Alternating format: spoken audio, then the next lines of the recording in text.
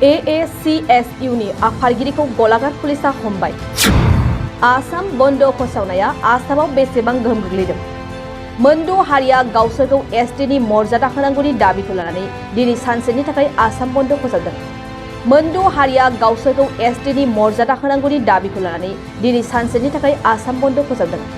फारसेथिं आसाम पुलिसाबो बन्द होनायखौ नेवसिदों आरो बुंदों बन्द फोसावनायखौ जायनो हेफाजाब होगोन बेनि सायाव गोख्रों राहा लानाय जागोन। बेबायदिनो आसामनि माखासे जिल्लाफोरावल' बन्दनि गोहोम गोग्लैनायखौ नुनो मोननाय जादों। गलाघाट, शिबसागर, डिब्रुगड़ जिल्लाफोराव बन्दनि गोहोम गोग्लैनायखौ नुनो मोननाय जादों। बन्दनि गोख्रों गोहोम खोख्लैनाय बायदि गलाघाटआव राजा लामायाव गिरि टायार सावनानै बायदि स्लगान होनायखौ नुनो मोननाय जादों।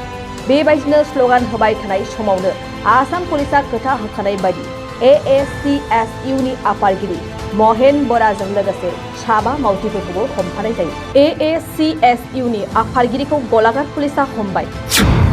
आसाम बन्द फोसावनाया आसामाव बेसेबां गोहोम गोग्लैदों? मोनद' हारिया गावसोरखौ एसटि नि मर्यादा होनांगौनि दाबिखौ लानानै दिनै सानसेनि थाखाय आसाम बन्द फोसावदों। मोनद' हारिया गावसोरखौ एसटि नि मर्यादा होनांगौनि दाबिखौ लानानै दिनै सानसेनि थाखाय आसाम बन्द फोसावदों।